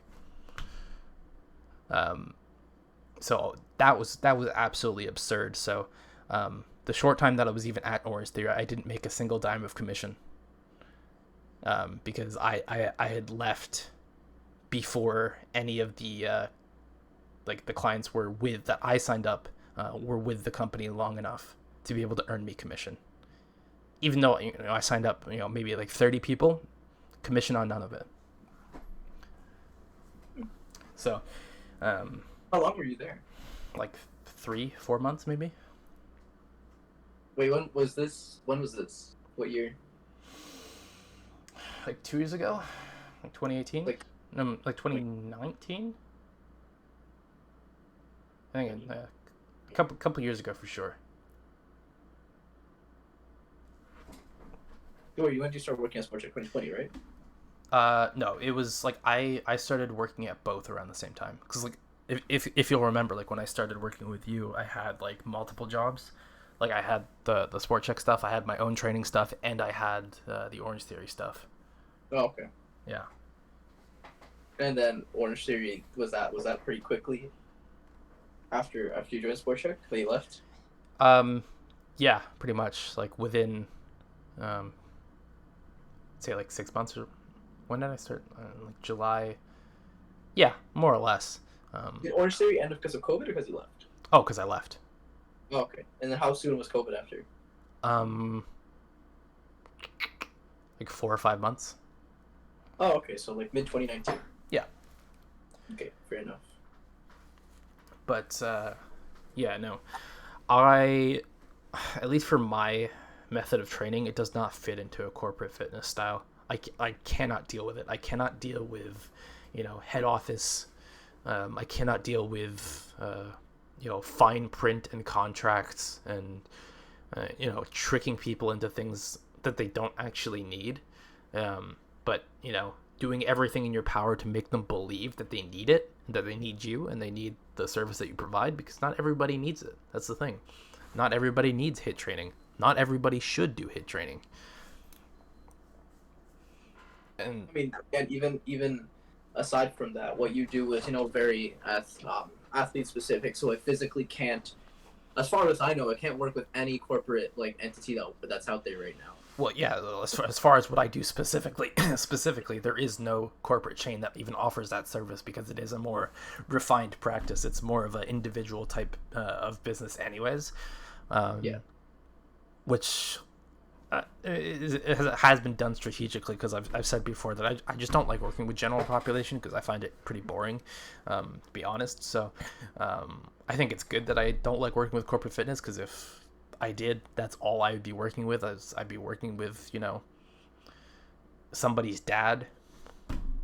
Or well, you could still be working with that population group, except you could maybe work out like a private boutique or something. Yeah, but Like a very high end, performance center, not performance center, but like gym, like downtown Toronto. yeah, but as far as I know, those don't exist. Like, I know of like performance centers and stuff like that, and like businesses, but again, they're all like privately owned businesses. Yeah. And sure, they might employ staff and trainers and stuff like that, but there's no multiple locations. It's not a franchise. It's not a chain. There is no corporate structure. The person who owns that gym, they are the head of the company, basically. Pretty much. There's no Yeah, yeah. there's no head office. There's no corporate bullshit to deal with. So, but what was I gonna say? Yeah, it's just corporate predatory practice that I'm just not a fan of. Just convincing people to get things they don't need. I know we start off in Good Life. How do you rate Good Life overall? So here's what I like about Good Life. I love how accessible Good Life is. I love, like you said, like I think like an all access, so that's all locations across Canada. You have access to all their amenities. It's like $60 a month, which I think, at least in comparison to Under $100 to get all that is pretty great, I think. yeah. So I think from an accessibility and cost standpoint, I love Good Life, because getting somebody to go to the gym, a barrier to entry sometimes is, oh, I don't have any gyms near me. Everybody has a Good Life near them, because they are so far reaching, just like a McDonald's. Like, they are in every corner of the country. You will find a Good Life anywhere you go, guarantee it. And I love that, because, like, again, if you're just going to Good Life and you're already somewhat educated on what you should be doing, they have pretty much all the machines, all the weights you could need to be able to get a comprehensive fitness experience. On the price. Yeah. For premium membership with all club access costs is $840 a year. Yeah, like That's pretty good. that's fantastic. Like, that gets you access to like the sauna. Some Good Lives have pools. $7 a month. Yeah, like it's fantastic. So I like Good Life for that. What I don't like is the qualification and education standards that they hold for their trainers, specifically their trainers, because I've met Good Life trainers. I have yet to meet a Good Life trainer. In my opinion, that I have met do not work with Good Life anymore. Yeah, like Eventually, I'm sure it's a great place to start out, but quite honestly, yeah, all of the Good Life trainers that I've come in contact with they don't have a whole lot going on up there. And again, it's really no fault of their own. It's the educational standards that Good Life holds for their employees. The bar is set on the ground. Like I said before, a 2-weekend course is all it takes to be qualified to be a trainer of Good Life. Technically, obviously, they're gonna hire somebody, somebody like me who has more certifications and more experience over somebody who just has that weekend CanFit Pro PTS course. But on paper, we are equally qualified, because we both have the minimum requirement to be able to work as a trainer at that gym. Which is just, it's so ridiculous to me. Like, I think the only benefit, if you are a trainer out there and you're watching this, the only benefit to having CanFit Pro is the liability insurance. That, like, the knowledge is good too, but the liability insurance is what you're going to get the most value out of, just because it's nice to be insured if you're working with somebody and they hurt themselves and they try to sue you for it. Well, you're protected because you have liability insurance. I think it's like up to 3 million in liability insurance. I don't remember what it was, but yeah, you're protected for most liability. Like, you are not on the hook if you do have, and most, if not all, of the main personal training certifications do come with some form of liability insurance. But yeah, because CanFit Pro is so easy to get and so widely available and is pretty much acknowledged by every single gym everywhere, it's a benefit to have it, but do not rely solely on the knowledge you learned from that certification and that course, because it will not get you very far. I know. When I finished my program, I know. Did you do your CSEP as well? I did, yes. How do you rate the CSEP? Oh, it's better than CanFit Pro, but it's just not everywhere well, actually, everywhere does recognize CSEP because, again, it is the second most popular, but again, yeah, it's still not as widely known as CanFit Pro. Fair enough. One thing, going back to the Orange Theory stupidity. So yeah, we talked about the premium membership being like over $200 a month, right? There's also premium locations. So a premium location is your standard Orange Theory studio, but it's in a premium location. And guess what? The membership cost is even higher. So the Orange Series in downtown Toronto, the membership costs more money for the same thing than it does here in Brampton. For the same membership, just a more premium location, because you're in downtown Toronto. That is the most ridiculous thing I think I've ever seen. And I remember when I was there, I was looking up like what the most premium fitness gym that's in Toronto is. I can't remember what it's called, but it's really nice. Like their front lobby is like a 5-star hotel lobby. Their changing rooms, like it's like marble tile flooring. There's like a hot tub. Like, it is the highest level of luxury fitness experience you can have. It's dead center downtown Toronto. I think it's right on Yonge Street, in what I would consider the most premium location in the city. Like, it is as premium as it gets. How much do you think a monthly membership to this place is? 400.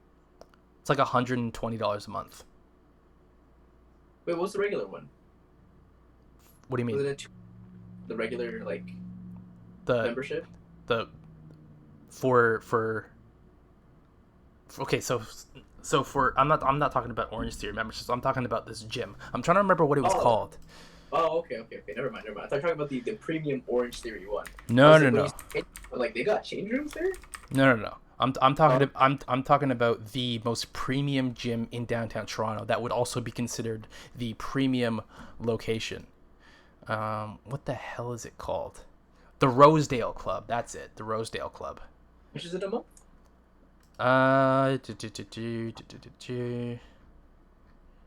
Shit.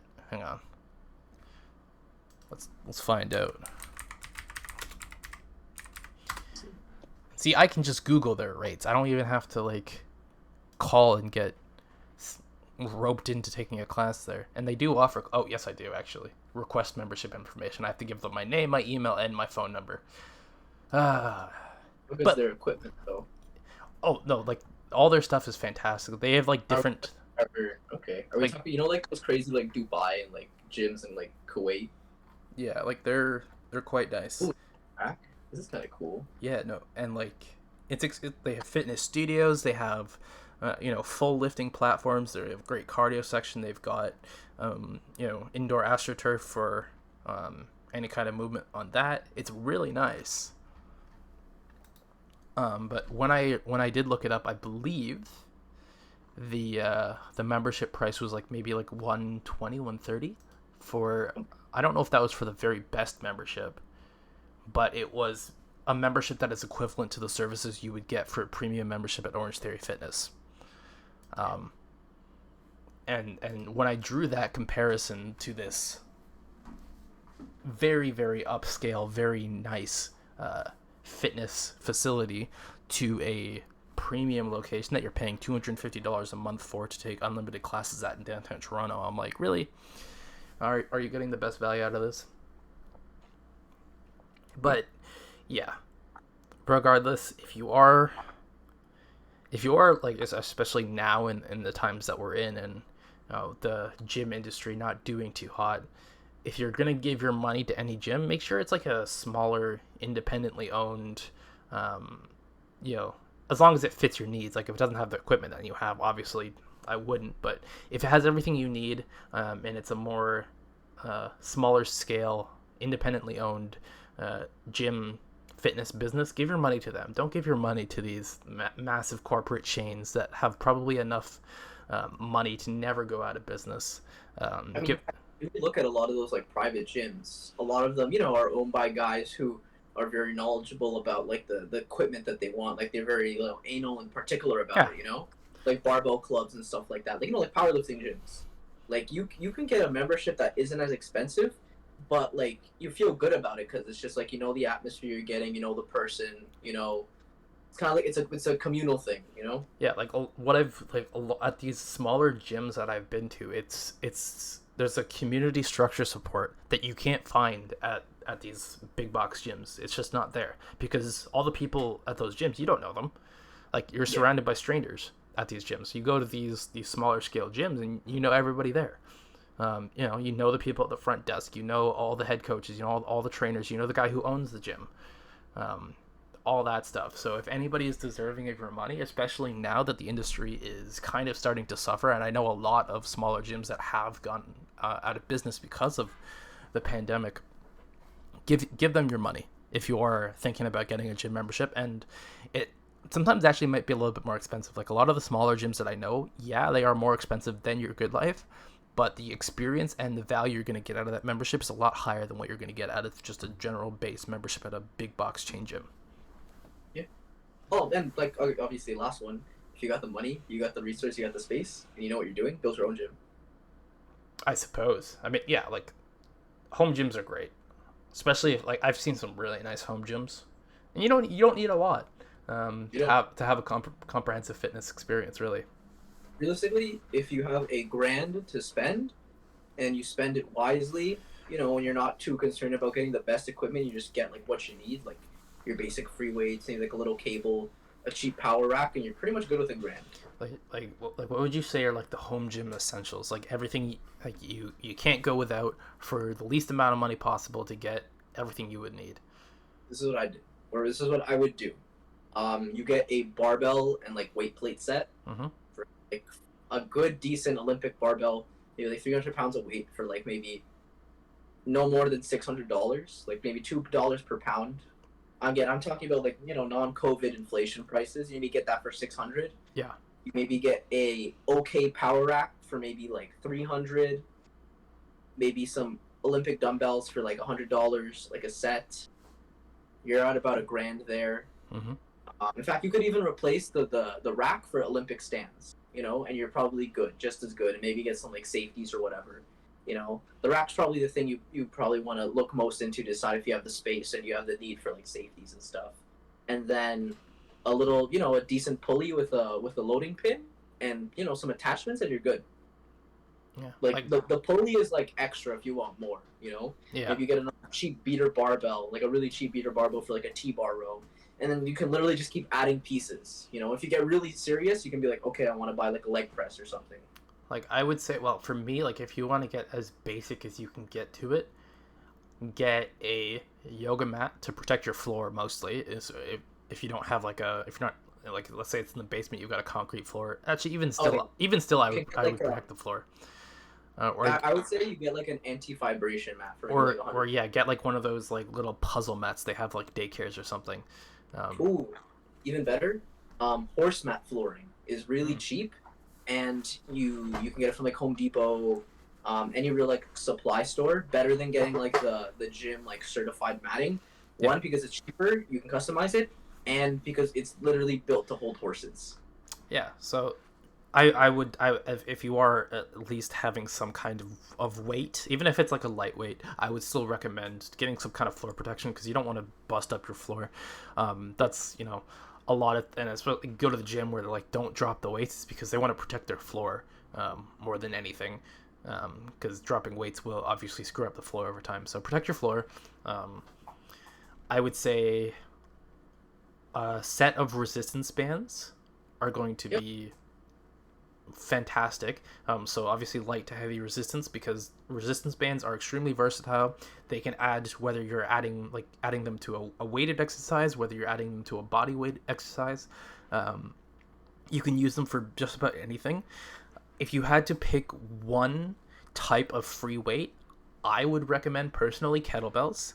Um, I'd say kettlebells are the most versatile and dynamic free weight you can get over dumbbells. Personally, in my opinion, I feel like you can do a lot more with a kettlebell than you can with a dumbbell if you are going with free weights. Because pretty much everything you can do with a dumbbell, you can do with a kettlebell, but not everything you can do with a kettlebell, you can do with a dumbbell. I would say though, number one though, get something adjustable in weight. Make sure you are getting like a range. If you are getting kettlebells, making sure you're getting a weight range to work within, um, Yeah. or even just like one weight of kettlebells and then a set of dumbbells to kind of supplement offset a little bit. Because obviously not everyone needs like 6 different weights of kettlebells. I don't know very many people who have like more than like 1 or 2 different weights of kettlebells. If anything, it's usually a dumbbell set that has a little bit more variation. So I would say, if possible, a dumbbell set with like 1 or 2 different weight classes of kettlebells is going to be fantastic. Um, and then yeah, we can get into like if you can get like a power rack, get like Olympic bar with like a weight set. It's yeah, anything more than 300 pounds, you should probably just be going to a gym at that point. Or Uh, you're super serious about your home like gym. yeah, like if yeah, that too. But like if we're on a budget at that point, like yeah, up to 300 pounds is going to be good for like the 95% of people who are going to be wanting a home gym. Yeah. Barring the 5% of people who are like serious gym goers and they're like, I want to have a full gym in my basement and I'm going to spend 20 grand on a full home gym, which more power to you. But again, on a budget home gym, just a bar and a decent range of weights is going to be fantastic. Um, what else? Making sure. Again, I would say if you're on like a super budget, squat stands instead of a power rack. Mm-hmm. Wise and because of cost, I use squat stands and I'm okay with them. They're good. Um, In, Flooring, we already spoke on that. in terms of the cardio component, apart from doing things outside, obviously, because the outside exists, it's like, oh, how can I do cardio at home? Go outside for a run.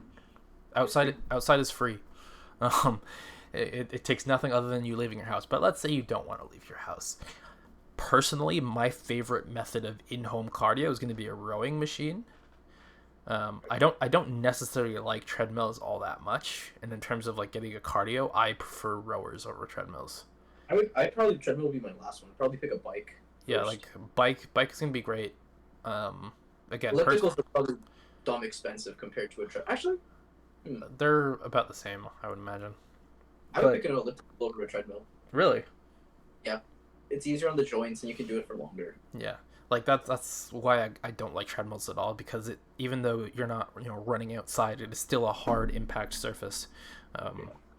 So anything that's going to be like low impact cardio is always good, whether you have bad joints or not bad joints. Because again, high impact cardio is how you can mess up your joints sometimes.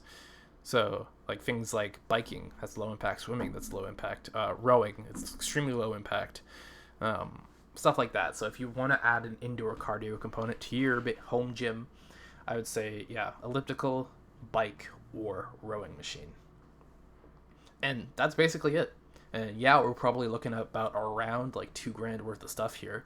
Um, but I mean, well, One depending of on those things. depending on which Also, gym you get. yeah. If you want an Orange Theory membership, that's basically the same monthly price. So there you go. And you can do everything you can do at an Orange Theory at home because they have rowers, treadmills, and dumbbells and kettlebells. And I mean, again, the that's biggest about thing it. you save is simply time, Yeah, more than anything. like you're saving time. It's ease of use. You can just go down to your basement. I know a lot of people, myself included, even if you have like a home gym area, you don't use it for because it's too familiar. Like the process Yeah. of going to the gym is what gets you to the gym essentially, and like knowing that you're paying for a gym membership, having that kind of burn away at the back of your mind is what kind of motivates you to actually go to the gym. Like for me, like I've had an area set up for fitness stuff for the longest time now, and I've used it like maybe twice. Um, just because like I walk past, I see it every time I go to the kitchen. It's right there. Um, but I just never use it. Just because that's just not how I'm motivated. But if I had a gym membership, I would go to the gym all the time. And when I've had gym memberships, I've always made it like taken advantage of them and actually used them because that's how Yeah. I'm motivated. As soon as I'm paying for it, it was the same for school. Like through public school, obviously, I'm not paying for it. Like I'm not gonna put it all the effort. But the minute I'm actually paying for school, it's like, oh, I need to actually like take advantage of this because it's coming out of my money, my wallet. And if I fail, I gotta pay more money. So I'm trying to avoid that. Yeah, that's always depressing. But Really, yeah, no. that was- I guess gist of the story: budget home gym. If you don't want to do that, try and find like a small locally owned gym near you. The people there are going to be fantastic. They're going to be friendly. They're going to help you out. You're going to form really great relationships there. But again, just stay away from the big box gyms because at the end of the day, they do not care about you. They care about your money, and that is it. Or this is my strategy when things actually reopen, is find the cheapest commercial gym and just use them for the specialty equipment you need if you have a home gym like me. True. And that's pretty much. And well, that's realistically, if you're gonna pick a commercial gym, you don't really care too much about like having fancy things. Crunch is probably the best one, considering it's like $10 a month. Yeah, I don't know, but at that point, like, I would like to at least pay for like equipment that isn't rusting and smelly. Oh well, it depends which one you went to. The one that I went to was like as good as, not as good as a Good Life, but everything, polyurethane, plastic coated, everything. The one thing you're paying for is the one thing you no, the one thing that you lose out on is obviously because it's $10. There, it's busy as hell. Yeah, like what is like the machine of it? Like, let's say you want to go do a bench press. Like how many benches would they have, and like are they usually always occupied? 3 depends what time.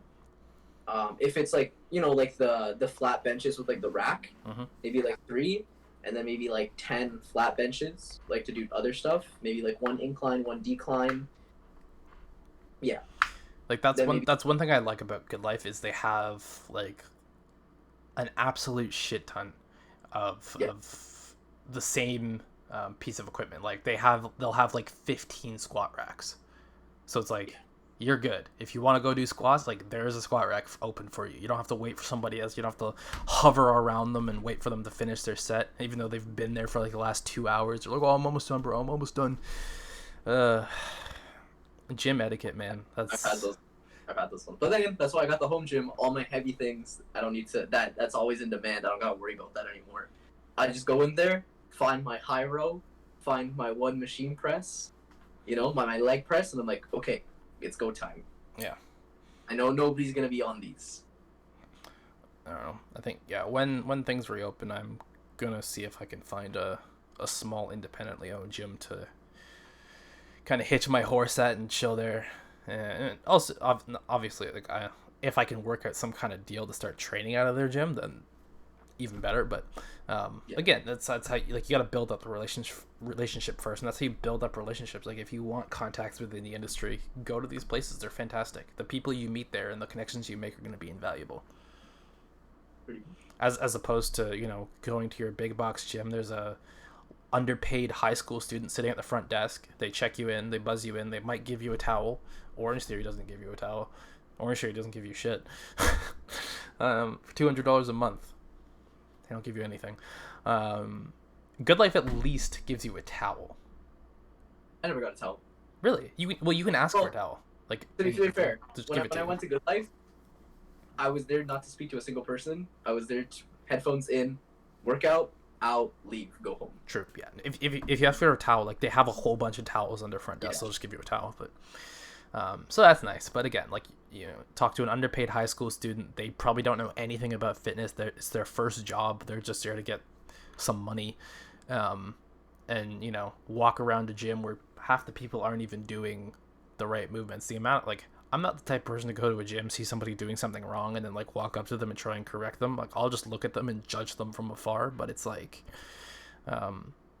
speaking of judging from afar, remember in one of our earlier episodes I talked about that lady I saw at the tennis court who was doing really weird ballistic stretching? Yeah. I saw her again on Sunday.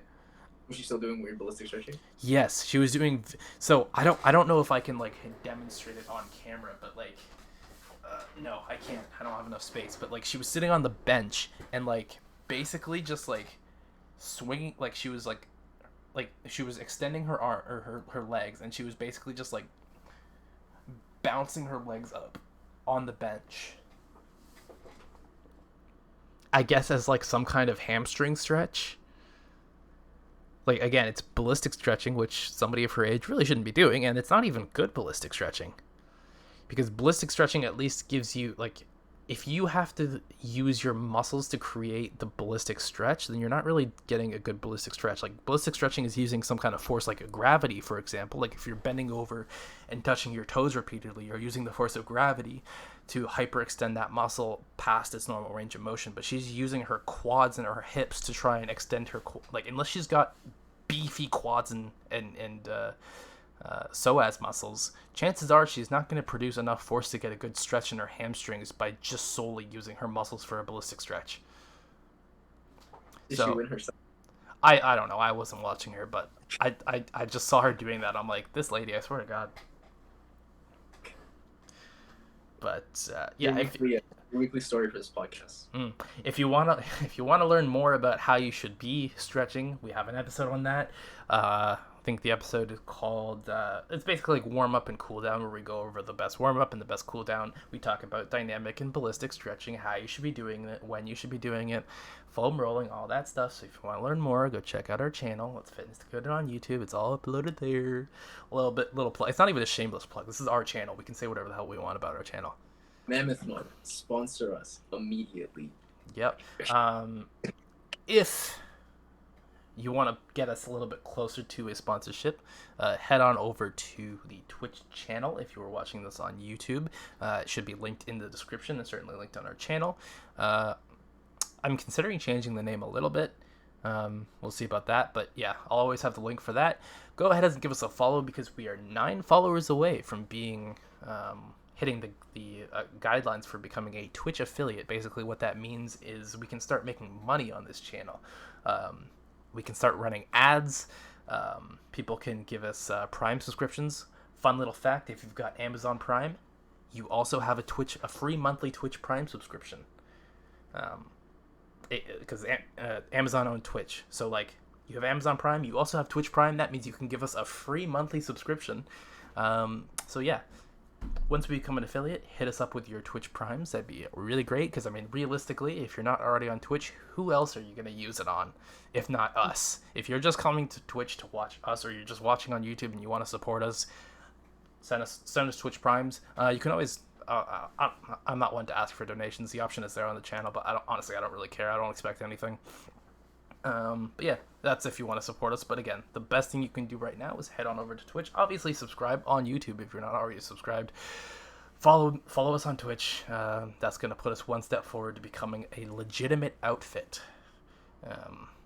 I would consider us then once we become a affiliate.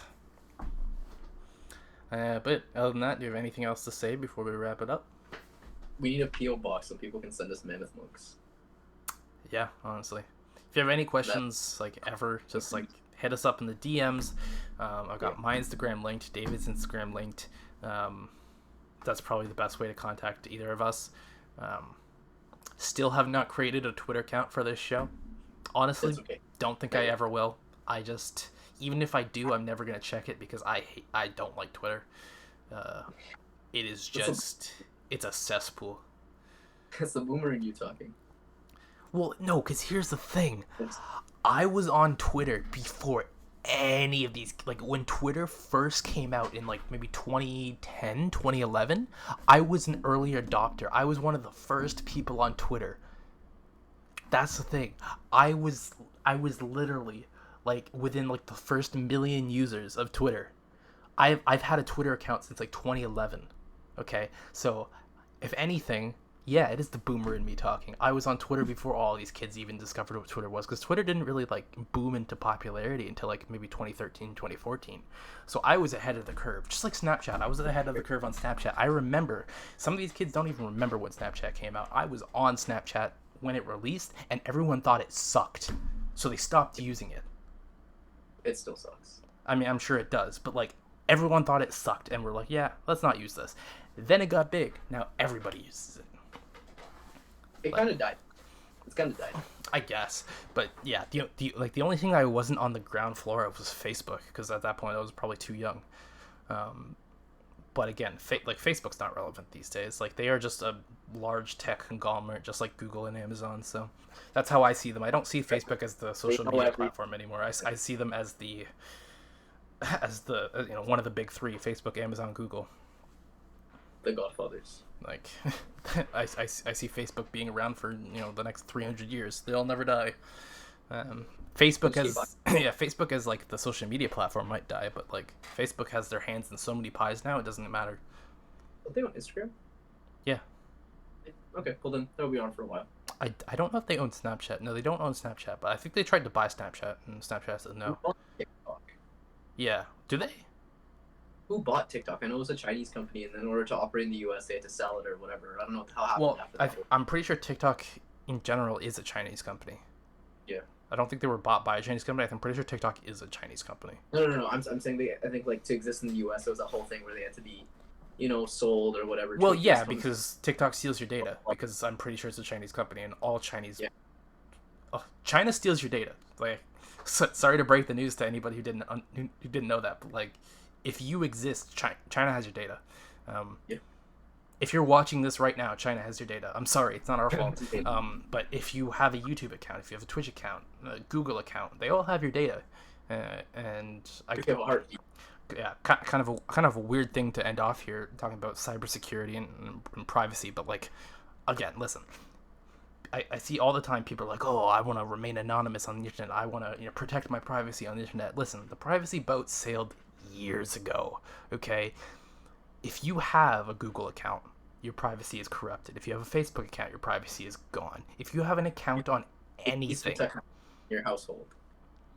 Yeah, like if your phone is not like Android and it's rooted, sure, you might be safe. But it's like, yeah, no. Your privacy is sold to the highest bidder all the time. And for 99.9% of the population, that's never going to matter.